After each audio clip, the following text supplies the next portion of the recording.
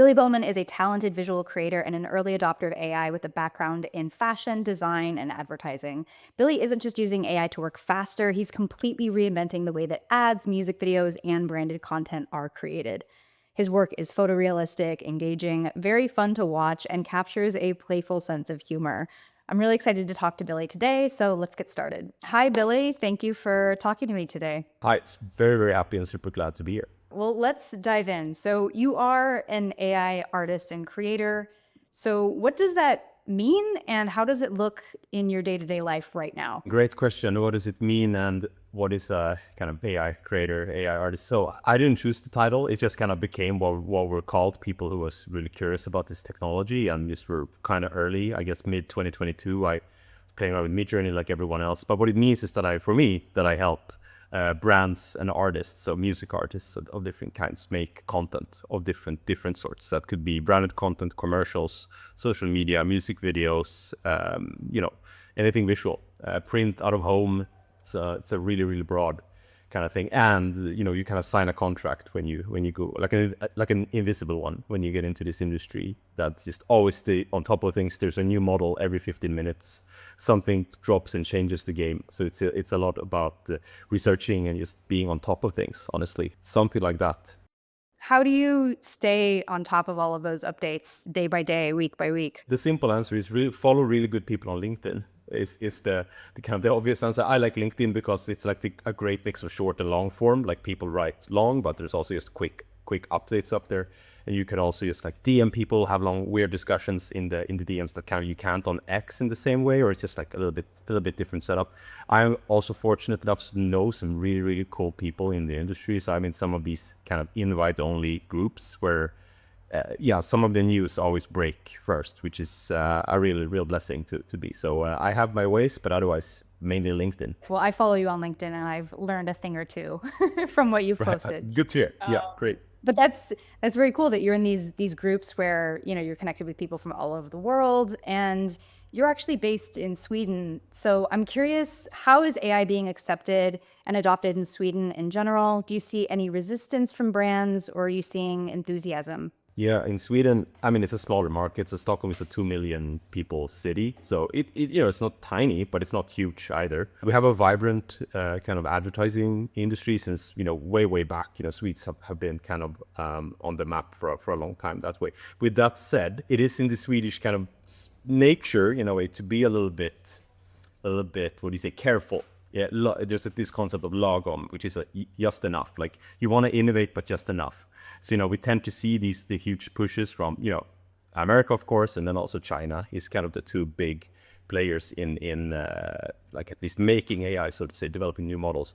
But the advertising agencies themselves are curious now. When I started reaching out to some, it's like some contacts or former, what do you say, schoolmates and stuff who work in the industry, like 2023, people were like, nah, bro, we're not really, this AI stuff, it's not really going anywhere. But if you were like me, who've been seeing the development year over year, I know where this is going. I can kind of see where it's going, and it's going to go somewhere good. And now 2025, a lot of stuff is finally, the plug is like popping, so to say. I talk to production companies and work with agencies, and it's a lot happening now. The AI agencies have also started to form here for at least a year or so. There've been more popping up, so it's really refreshing to see. So although Sweden has been kind of carefully dipping their toe, we're about to plunge in, which I'm really happy to be a part of. In that 2022, 2023 era, do you remember having a very specific like aha moment when you saw something with AI? And can you describe what that was like? Yeah, sure. I think I was following a guy called Chris Doe. He's pretty famous, like a graphic designer who runs the Future YouTube channel. Quite prominent guy in the design space, and he was posting pictures from the closed Midjourney beta. This is 2022, like kind of early 22 or early to mid. Can't remember.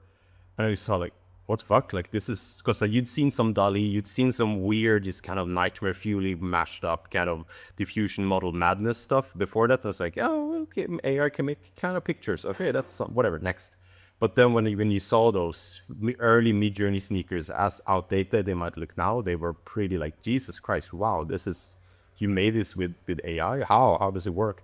And then eventually when Midjourney came, when it came out of the closed beta to the first version 4, whatever, can't remember, I was just prompting around sneakers stuff. I was working back in like UX UI, so digital design back then. So I was very into kind of apps and websites. So I was making lots of concepts, and they're still up if you go to my Dribble or Behance or whatever. There's lots, everything from sushi restaurants to made up sneaker stores and whatnot. Just I was just testing to see what I can make anything. Because when you work with web design, you're always limited to the pictures you have from kind of the client. You can make the best web design in the world, but if you have crappy pictures, this is kind of look meh.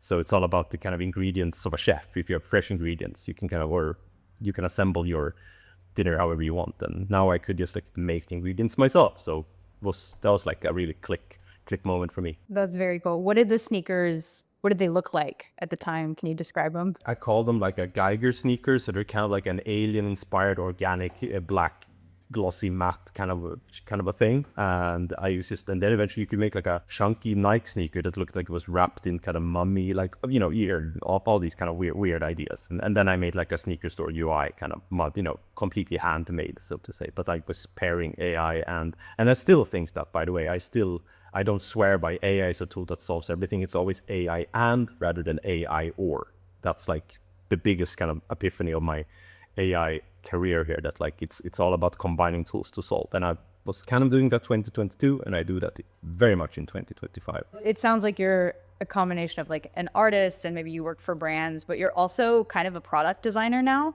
Does that feel true? I mean, you can invent. Well, yeah, I mean, okay, so I mean, to give some context, I studied actually product design as in physical products back in Beckman's College of Design. So that was my bachelor for 3 years. So I was doing CADs and 3D. I found this very kind of boring, actually. Like 3D design was super annoying to me. I just wanted to make the thing, and it was just so unintuitive, so technocratic. So I don't know, I found it kind of meh.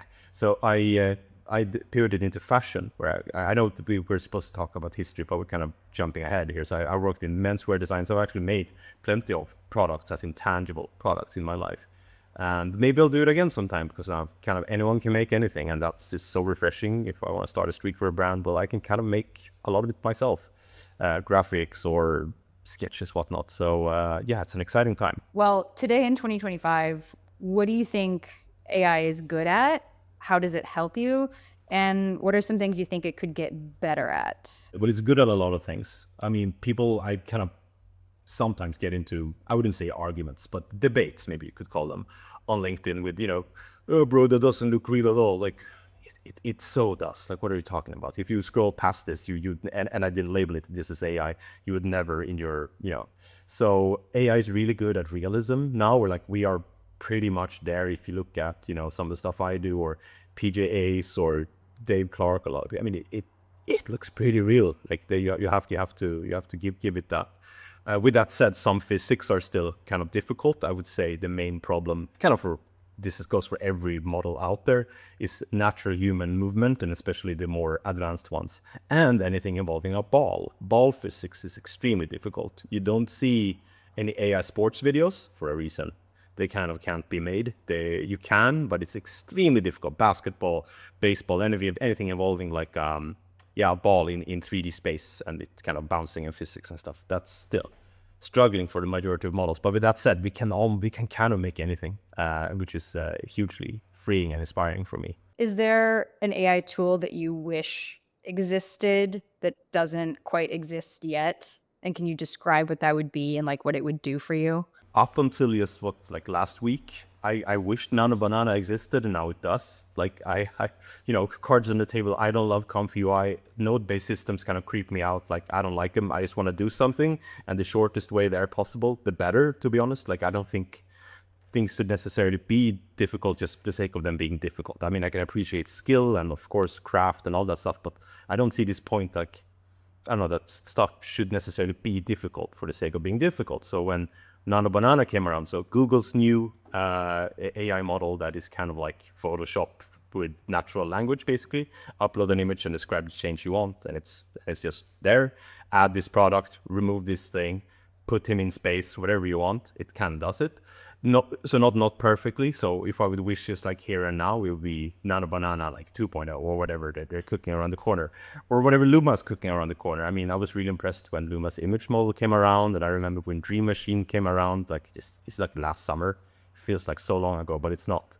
And that was really nice. And what I liked also about it was the UI and the user experience. As a designer used to make products, I was finally someone who cares about the user experience. It's the easy, fast, intuitive, just makes sense. So that was really refreshing, and I would want to see that regardless of how good the product is. I would want to see that ideally more, so it's a human-centered product, because AI can be very scary and esoteric and feels difficult for people. So I think that would be very nice, besides just like it can do what I want to do. So something that could do ball physics and even better Nano Banana, like what do you say, having people in 3D space can still be difficult. Like you can move around the camera, but it still can be, far from perfect to say the least. But it's better than it's ever been.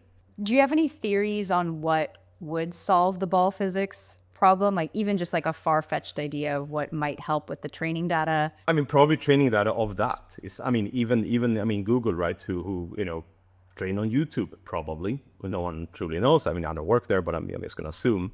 Obviously, there's not enough sport data or ball physics in there for it to work. But I mean, I'm not a big brain LLM, large language diffusion model person, so I couldn't say on an informed level. But I'm guessing it's in the data set, because that's usually where the kind of key lies, right, in the data.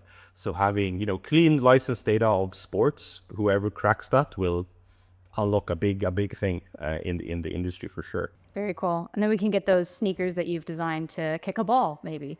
That'd be good. Why not? I would love that. Yeah, I'd love to see that. So you described a little bit of your work before AI came along, but pre-AI, what did your creative process look like? How long would things take you? And now that you have these AI tools empowering you, what does that process look like now? And what is moving a lot faster? I mean, it feels like day and night. It couldn't be more different. I mean, I tend to be like a little bit of a perfectionist, and I have just like folders and drives and samples of clothes and sunglasses and stuff for projects that were never realized because, for example, I'm time and money, or I couldn't get the things I wanted to look right, or I couldn't get the branding right, or whatever, for certain aspects. But I mean, I've been employed most of my life, so there you just kind of, you do what you're told. You're a nice little corporate kind of cogwheel, and for some that's great. I realized quite late in life that doesn't work for me at all. It's just been degrees of suffering. So to be honest, I mean, fashion is maybe creatively rewarding, but you're also constantly overworked and underpaid.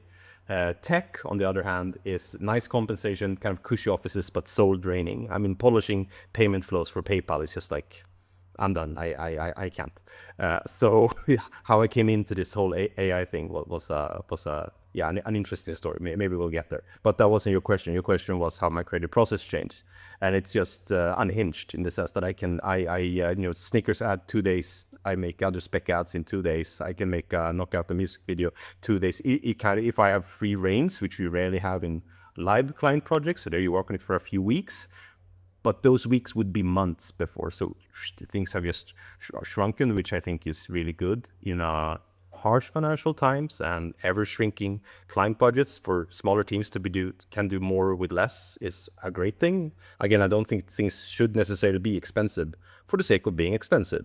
Like, I don't know, that's like a kind of like a weird position some people seem to have that I don't agree with. So yeah, my creative process has changed in every way. That anything I see when I'm in the shower, on a walk, or about to fall asleep at night, some idea, I can just make it come alive on the screen, and that's just and then show it to you or the world or LinkedIn or some hater, whatever, or above all, lots of companies and people, because I have a full inbox, which is a huge blessing and really, really fun.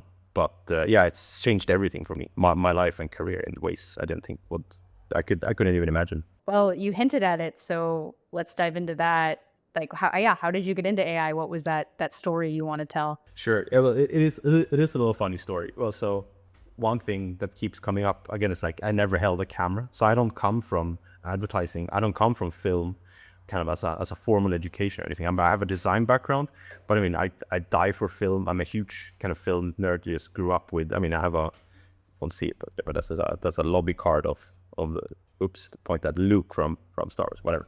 So I mean, I'm a big nerd for film, and I've been following it for my entire life. I grew up as a child of two advertising parents. I mean, they ran a boutique agency, partly from home when they left their office.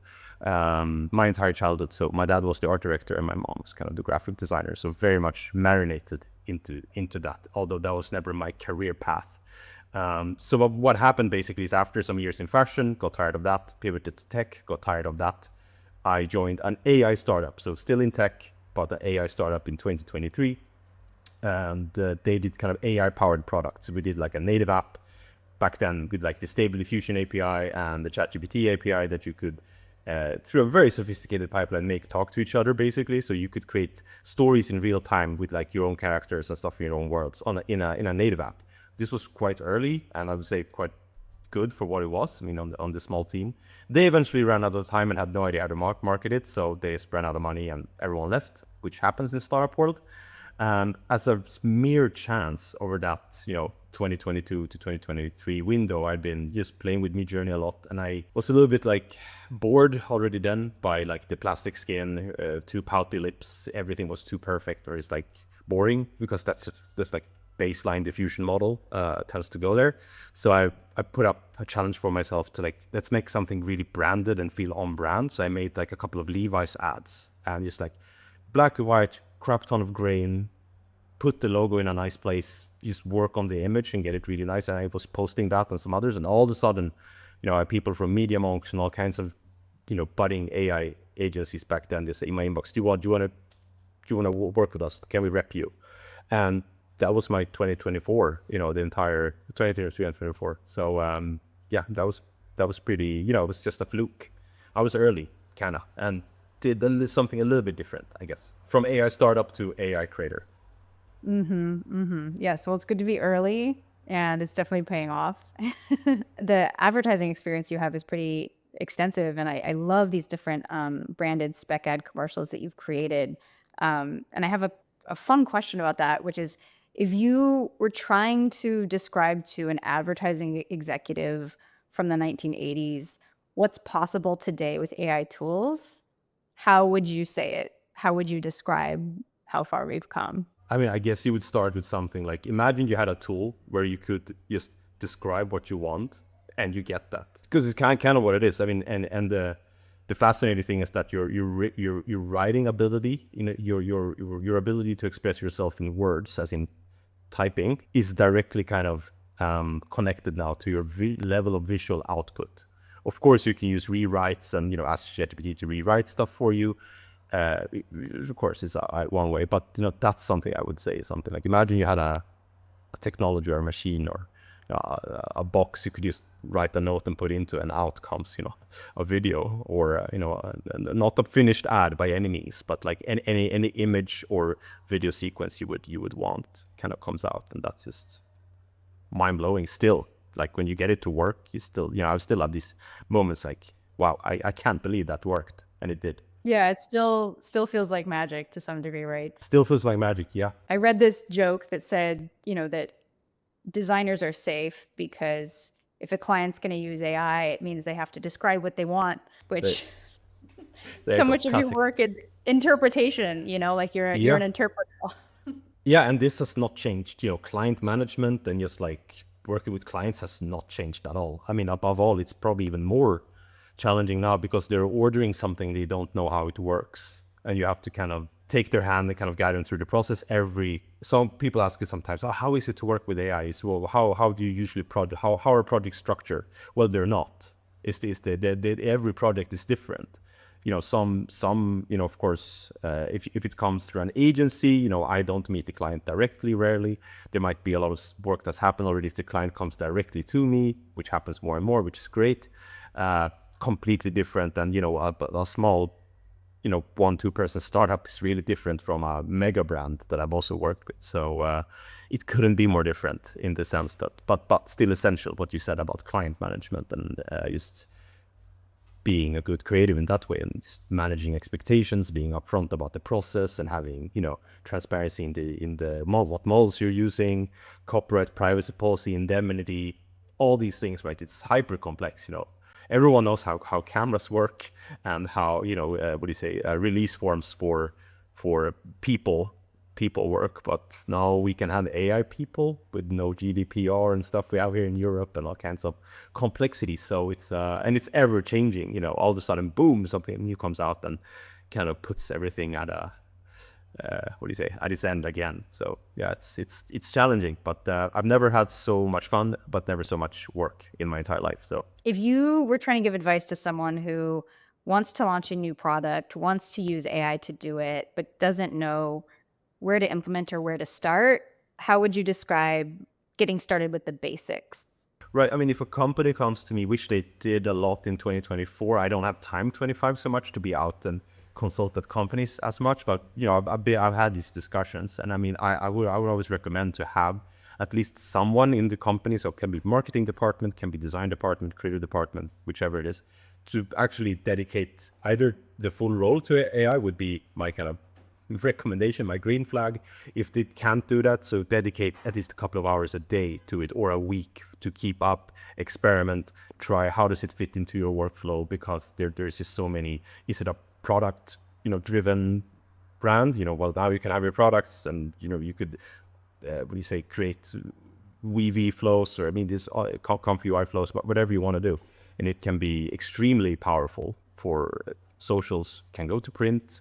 We're kind of almost very kind of there with TVC. We've seen it. So it's gonna depend a lot. If you're a service company, it might be different, or you're a film studio, well, everyone is using it for previs, so that's a no-brainer. Typically, you can have two routes. Either way, you show it, you don't show it direct to consumer, or you do. So if you use it kind of internally as a pre-process, previs, or storyboard, or whatever, no-brainer. Kind of everyone's already doing that. And then direct to consumer, there might be other kind of, what do you say, demands on realism, fidelity, and different things. But the kind of TLDR answer, dedicate a team, or build that competence internally, rather than like just hire a consultant and think they're gonna come up with something that will work, because whatever they come up with is gonna be outdated in a month or two. That's the truth. It's that fast. It's exponential at this point. So you have to have dedicated resources to work with this full time. It's a challenge for me, even who does this full time every single day, to keep up with everything. And I surely do my best. Well, recently you made this really great Snickers spec ad. It's very hyper realistic, but even more impressively, you got the product, the Snickers bar, pretty seamlessly into the video. How did you get the product consistency, especially with the letters and wordage, without any warping? Yeah, I mean, great, like very technical question. But I mean, I'm not doing anything different than kind of what's already out there. So I mean, that specific trick is in VO, you can work with image references and annotations on a base image, or in a text prompt. You can do various things.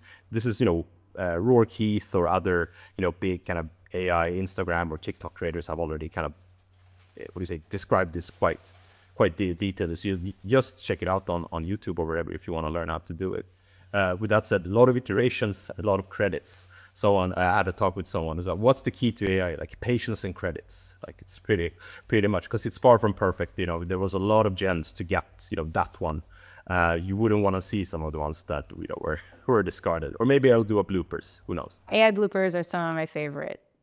Very entertaining, very entertaining. Well, you also made this horror film called Fear of the Dark, and it's a great use case of AI thriving in genre, in like heavily stylized films. So I'm curious, are you going to revisit more fictional pieces like that anytime soon, or more horror, anything on your slate? I love horror, so it gives me ideas basically. So that's just like a mishmash of actually also religious history, because it's inspired by a guy called Joseph Campbell, who used to write about comparative mythology. He was actually like an advisor on Star Wars, where he, the kind of samurai part of the Jedi, that's a lot of him, by the way. But it's an amalgamation of everything I love. But it's for sure a lot of horror references, a ton of them. To answer the question more specifically in terms of will I revisit horror, I'd love to. I'm just like strapped for time. Like I need to figure this out. I need to scale. I need to join forces with other people, which I already do. I mean, it's a ongoing learning, going from like a solopreneur basically, which been me to something else. because the longer pieces take you so much time. And I mean, Fear of the Dark was done at the beginning of this year before we had Nano Banana. There was no VO3, or actually, okay, a couple of shots. This was from the VO2 beta that I was a part of. So correction there, couple of shots. But I'm kind of also, I think, growing into narrative in the sense that I've done a lot of commercials, a lot of branded content and stuff. And I actually have a couple of requests from friends who are now in very prominent places with their own AI studios and stuff, which is incredible to do. Would you like to do something narrative?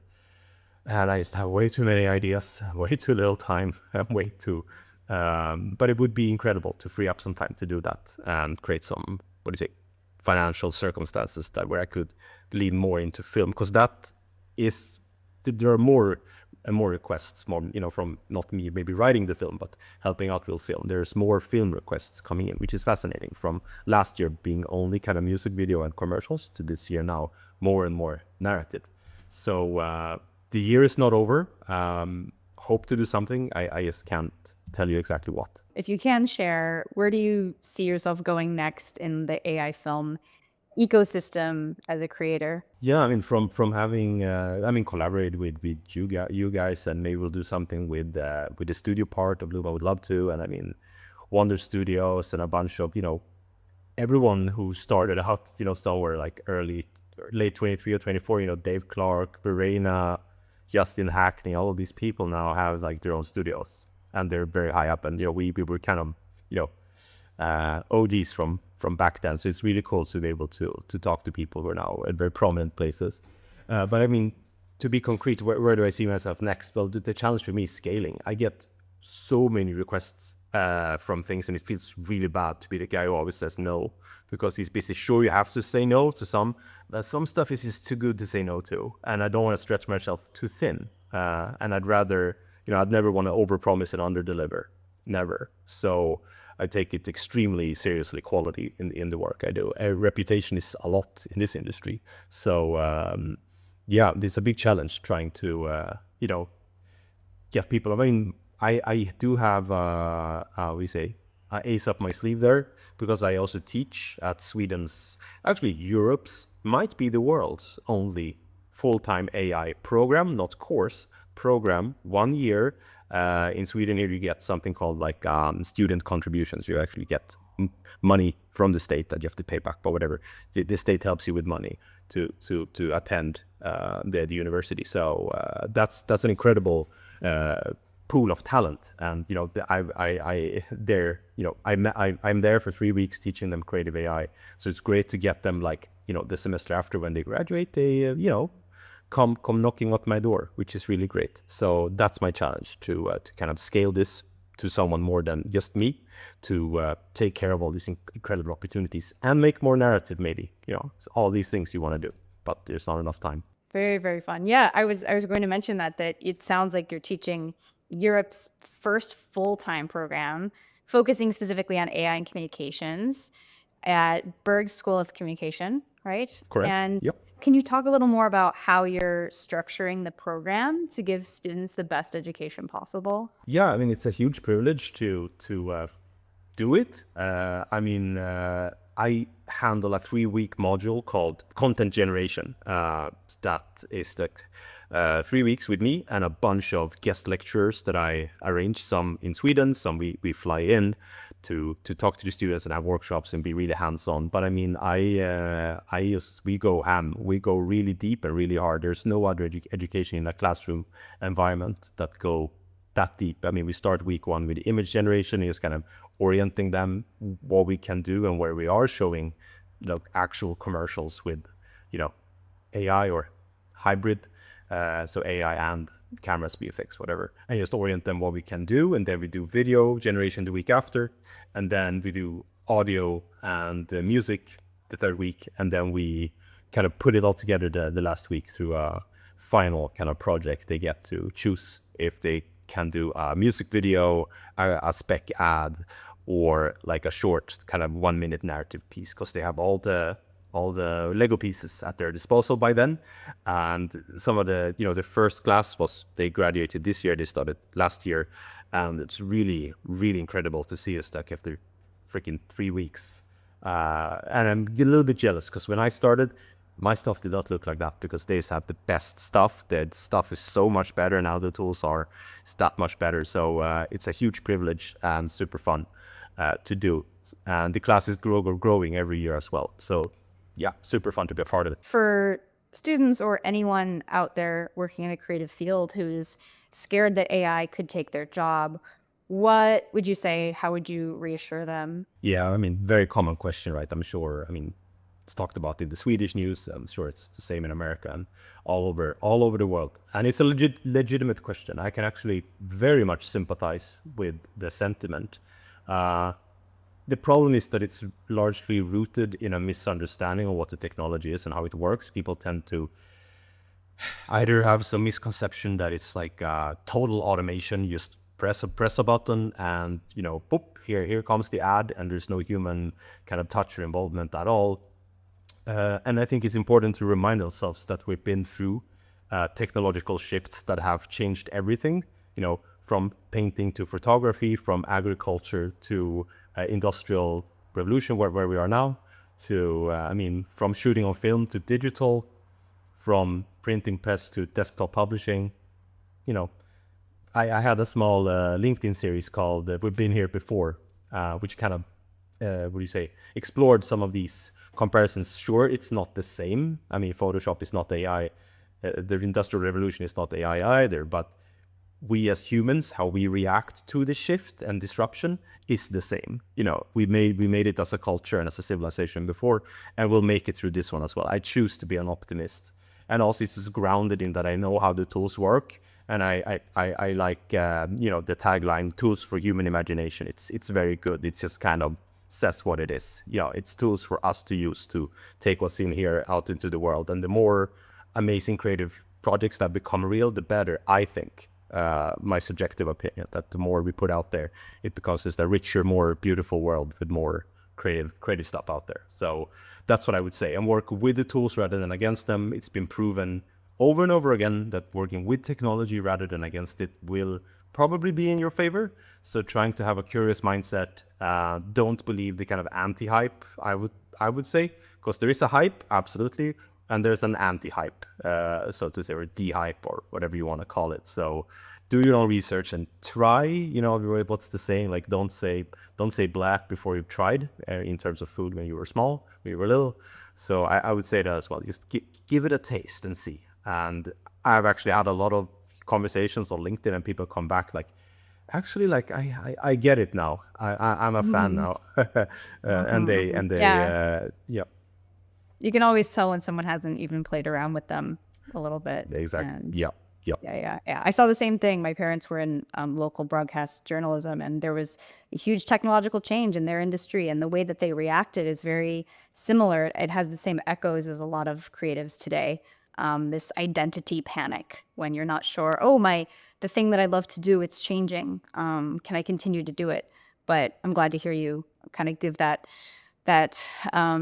inspiring perspective. Yeah, I mean, I show a clip from, it's an American morning show from 1990 when there's a guy from Adobe. Don't know if you've seen this, but it's an epic clip. Anyone can just YouTube Adobe morning show 1990. And, you know, it starts out with a news presenter woman saying, you know, we can no longer trust what we see with our eyes because now there's this new technology. And, you know, they're talking about Photoshop version 1, where, you know, he does this crazy demonstration in the studio where he puts himself behind the then president, so Reagan, I believe. And that was like mind-blowing back then, that you could do that on a computer and it looked real to them. So I think we're going through a cycle now, something like that. And within 5 years, it's, you know, no one's gonna, this is over in 5 years, this whole, what do you say, anti-hype and everything. That's what I think, but could be wrong. I'm humble to being wrong, but I think the dust has settled by then. If you were going to finish the sentence, using AI for creativity is mind-blowing. It's creatively stimulating. It's changed my life. It's that's 3 words. That's more than 3 words. But yeah, I mean, it's right now it's everything for me. I mean, combining it with, of course, tools and human touch and everything. But again, it's like so many around me and in my circle feel like there's just new lifeblood pumped into the industry. We might have been in jobs that were, so and so, and careers might have been stale and not a lot of opportunities. So like the chessboard is like every piece moved around right now, and it's changing for the better.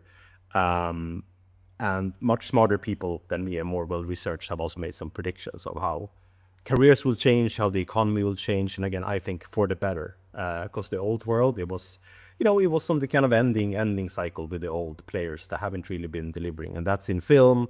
You see it now also in games. You see it everywhere, that, there's like a resurgence of, it's a bit like when punk rock just came around that way. It's like rebellious. I think it's, isn't it Rick Rubin who says also that like AI is like punk rock. Anyone can pick it up, 3 chords, you can learn it in a day and just like go with it. And I love that attitude. So, And that's how the community feels too, right? It feels like this early wave of everyone yeah, from the last 2 years. We're just like the first to this kind of punk rock fun genre. 100%. I had the pleasure to work with Dave Clark, talk a lot with David Bianca, who is heading up Grail now. I mean, DM'd with Verena, met her at the Stockholm AI Film Conference earlier. I'm forgetting so many, but like all these people are now in famous bands. We were all trading tapes, and in their look, haven't seen them. Here's my new thing.